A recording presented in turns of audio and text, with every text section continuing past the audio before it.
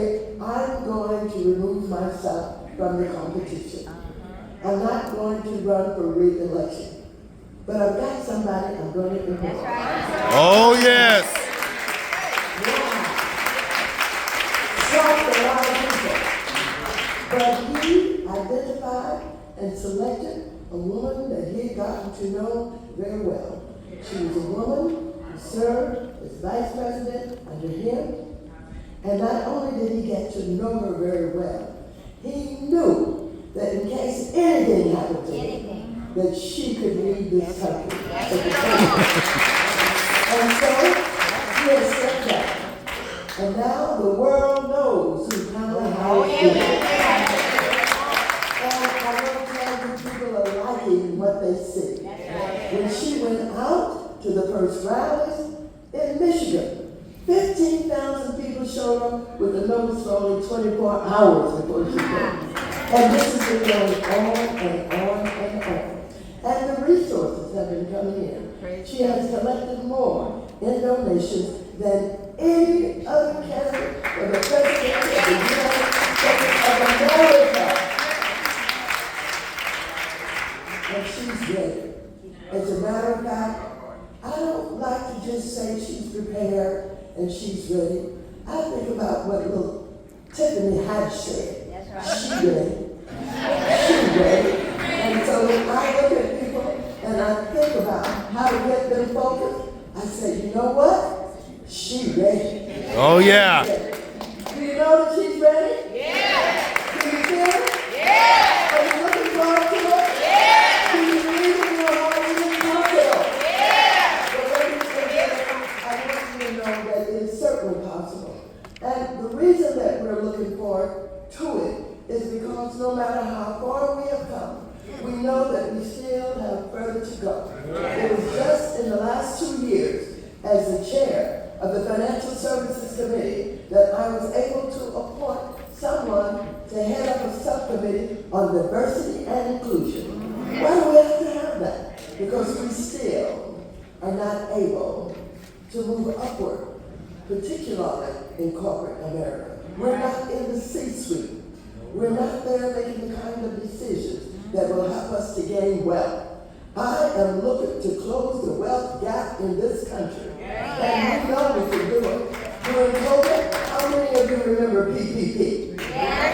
Well, I want you to know I and a Latin woman created the PPP Wow. so that we can give the money to our MDIs, the Minority Development Institution. These are our local banks, and to our small businesses, so they can keep their personnel. That's right. So that they can pay their overhead. So we can do this. We can make sure that we get rid of the obstacles that have precluded us from gaining the wealth that we so deserve. And I believe that we are on our way to do that when we elect Kamala. She understands what it takes, not only to develop small business, but understand what it takes to be on the board of big corporations and be able to be there at the table, making the decisions that are necessary to treat us all with justice and equality.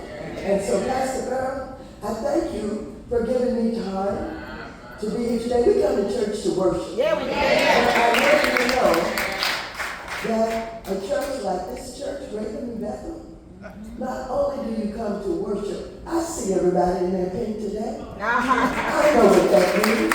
And if I had a pink outfit that wasn't in Washington, I would have had mine on. But this is what the church is all about.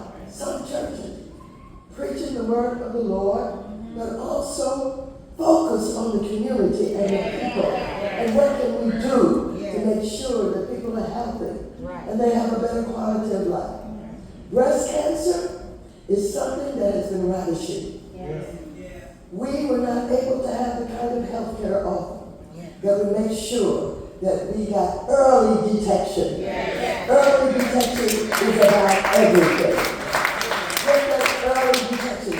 So the first time that little mark is found, we can get it dealt with. And so, Pastor, I want to thank you for the church not only being here to worship, but you have provided the leadership where people have shown up today to say this is an issue that the church cares about. That's right. And I want to thank you all for coming. Ladies and gentlemen, you gotta vote. Vote like your very lives depend on it. Yeah. You gotta vote because you cannot stand to have the name of the man, I hate to say, who's allowed to put in Russia, Kim Jong-un in North Korea, stolen all of our classified secrets, got him in his place in Mar-a-Lago, and talking to Putin. Why is he doing that? He doesn't care. He's looking out for himself. He's trying to create another business interest so that he can go there and create a gambling casino in Russia somewhere and then put it to the United States. Well, I want you to know he has told us what he cares about. The other night I had a meeting on something called 2025. Jesus. A document that they put out. And they say, this is how we're going to change America.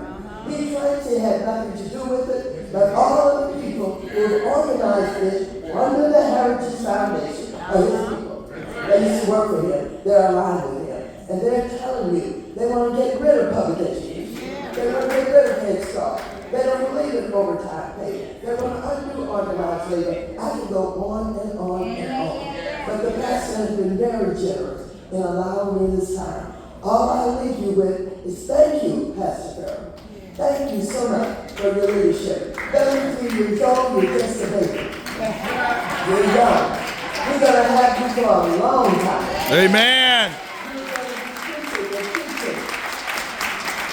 I want you to know this is my daughter's church. You told me that. You told me that. And she told me, Mama, we've got a young preacher with an old spirit. Thank you guys for so very much. Don't forget, register. Vote. Get somebody else voted. Mail back that ballot. Stand in line at the polls. You like they did in South Africa when we elected Nelson Mandela. If it takes all day and all night, don't you leave. Don't you leave. We'll bring some water to you. We'll bring a chair to you. Just call us. We'll do whatever we have to do. We got to win this. Thank you.